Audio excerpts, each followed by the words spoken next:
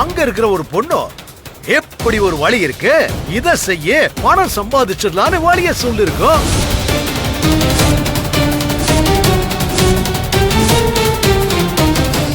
நாளைக்கு யாருக்கும் தெரியாம செய்ய போற விஷயம் தானே.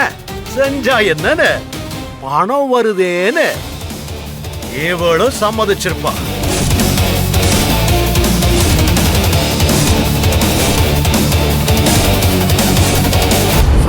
இருப்பா, நாம என்னவா இருக்கோம் ஏதுவா இருக்கும்னு கண்டுபிடிக்கக்கூடிய சூழ்நிலையில் நாம இல்ல. நமக்கு அது அவசியமும் இல்ல.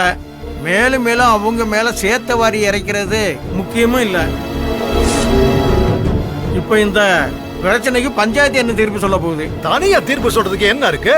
ஏற்கனவே இதே மாதிரி நம்ம ஊர்ல காதலிச்சவனோட படுத்துப்புட்டு அவனை விட்டுட்டு ஓடன உடனே திருவிழாவில பக்கத்து ஊர்ல இருந்து 4 பேர் வந்தாக, என்ன கெடுத்து புட்டாகன்னு ஒருத்தி கதை சொன்னா இல்ல.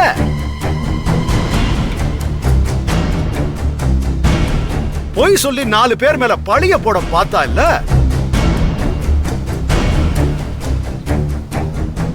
அத நாம கண்டுபிடிச்சு அந்த பொண்ணுக்கு கொடுத்த தீர்ப்பு இந்த ஊரை விட்டு ஒதுக்கி வைக்கிறது.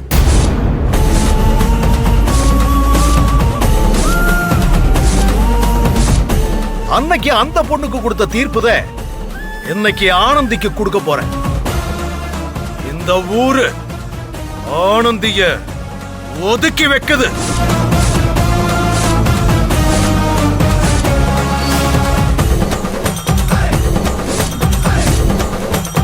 ஒதுக்கி வைப்பீங்கடா, ஒதுக்கி வைப்பீங்க.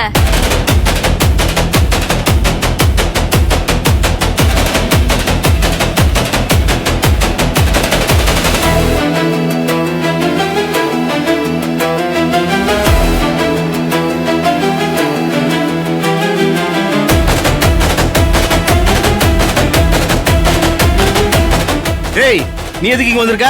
நீங்கெல்லாம் ஆம்பளைங்களா பிறந்த ஒரே காரணத்துக்காக ஒரு பொண்ணோட வாழ்க்கையில ஏதோ ஒரு தப்பு நடந்துருச்சுன்னா அந்த தப்பு பண்ணவங்கள பத்தி யோசிக்காம அந்த தப்ப தட்டி கேட்கணும்னு நினைக்காம ஆதரவு இல்லாம நிக்கிற அந்த பொண்ணுக்கு ஒரு ஆதரவா இருந்து அந்த பொண்ணோட வாழ்க்கைக்கு ஒரு வழி காட்டாம ஏற்கனவே பாதிக்கப்பட்ட பொண்ணு மேலும் மேலும் சீரழிக்க நினைக்கிறீங்களே, உங்களுக்கெல்லாம் மனசாட்சியே இல்லையா? உங்க குடும்பத்துல உங்களோட சொந்த மதத்துல இப்படி ஒரு விஷயம் நடந்திருந்தா அதுக்கு இப்படிதான் தீர்ப்பு சொல்வீங்களா? என்ன சொயம்பு, உனக்கு ஒரு தங்கச்சி இருக்கா, அவளும் பட்டணத்துல தானே படிச்சிட்டு இருக்கா. இப்படி இந்த பொண்ண வாய்க்கு வந்த மாதிரி பேசுறியே, நாளைக்கு உன் தங்கச்சிக்கும் இப்படி ஒரு சூழ்நிலை வந்தா என்னடா பண்ணுவ?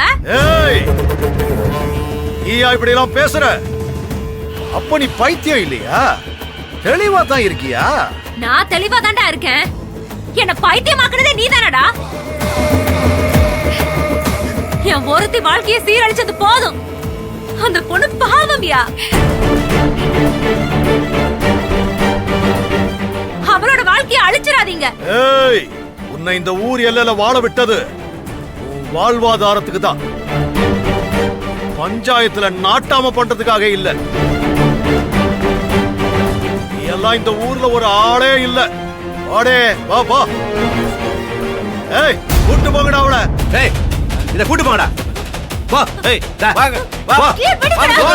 விடுங்கடா. ஏய், வா. விடுங்கடா நீ. விடுடா நீ.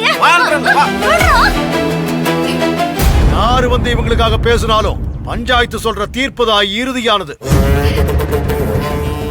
ஆனந்தியோட கர்ப்பத்துக்கு இன்னார்தான் காரணம்னு சொல்லி அவன் ஆனந்தி புருஷனாக்கணும். அது வரைக்கும் இந்த ஊர் ஆனந்திய ஒதுக்கி வைக்குது.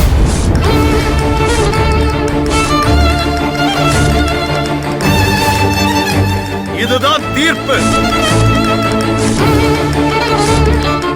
இந்த அழகப்பன் குடும்பமும் இந்த ஊரும் ஏத்துக்கிட்டு தான் ஆகணும். ஏத்துக்கிறையா, ஏத்துக்கிறேன். ஆனா நீங்க சொல்ற மாதிரி என் பொண்ணை ஒதுக்கி வைக்கிறது உங்களோட தீர்ப்பா இருக்கலாம். ஆனா என்னோட தீர்ப்பு என்ன தெரியுமா? என் குடும்பமே இந்த ஊரை ஒதுக்கி வைக்கிறியா?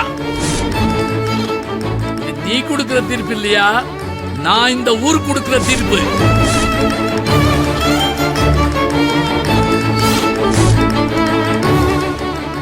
குடும்பத்தில் இருக்க பொண்ணோட வாழ்க்கையில பிரச்சனைன்னு வரும்போது அந்த குடும்பத்தையும் அந்த பொண்ணையும் காப்பாத்த நாதி இல்லாத இந்த பஞ்சாயத்தும் இந்த ஊர் சனமும் இந்த பெரிய மனுஷங்களும் எதுக்கியா?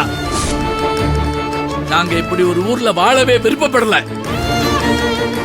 ஆனா என் பொண்ணு கலங்கம் இல்லாதவன் நிரூபிக்கணும்ல, அதுக்காகத்தான் இந்த ஊர்ல இருக்கிறேன். என்னைக்கு இதுக்கு காரணம் யாருன்னு அவ கண்டுபிடிக்கிறாளோ அன்னைக்கு தான் இந்த ஊர் சனங்களோட நாங்க கூடி வாழ்வோம்.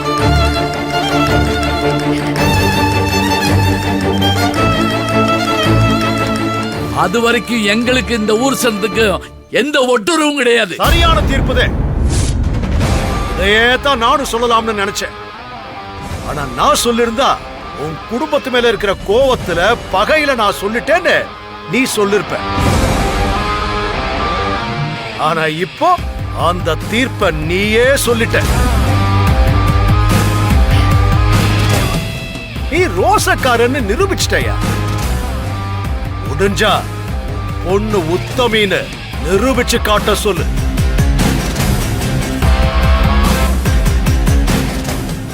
அப்புறம் என்ன, என்னையில இருந்து அழகப்பனியும் அவன் குடும்பத்தையும் இந்த ஊரு தள்ளி வைக்குது.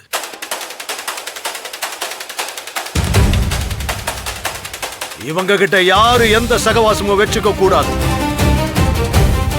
அப்படி வச்சுக்கிட்டா அவங்களையும் இந்த பஞ்சாயத்து ஊரை விட்டு தள்ளி வைக்கும்.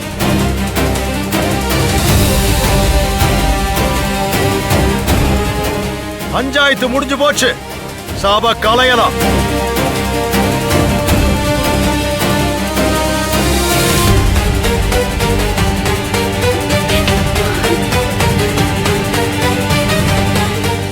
என்ன சேகரே, சுயம்புலிங்கத்தோட தீர்ப்பு எப்படி?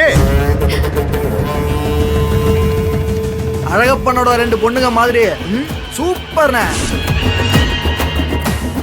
ஏய், இனி நமக்கு அதெல்லாம் வேணாண்டா. நம்ம குடும்பத்துக்குன்னு ஒரு கௌரவம் இருக்குல்ல.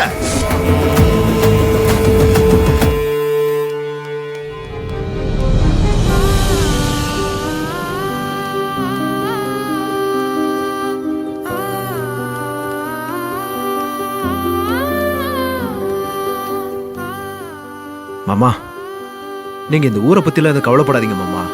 நான் ஆனந்திய முழுசா நம்புறேன். உங்களுக்கு இந்த ஊரே வேணாம் மாமா. நீங்க வாங்க, எங்க ஊருக்கு போலாம். நம்ம ஊர்லயே நான் உங்களுக்கு வீடு பார்த்து கொடுக்குறேன். அங்கேயே நீங்க இருக்கலாம் மாமா. டேய் சரவணா, என்னடா பேசிக்கிட்டு இருக்க? நம்ம ஊர் மட்டும் என்ன சாதாரண ஊர்னு நினைச்சுக்கிட்டு இருக்கியா? அங்கேயும் பஞ்சாயத்து, ஊர் ஜனங்க, பெரிய மனுஷங்கெல்லாம் இருக்காங்கடா.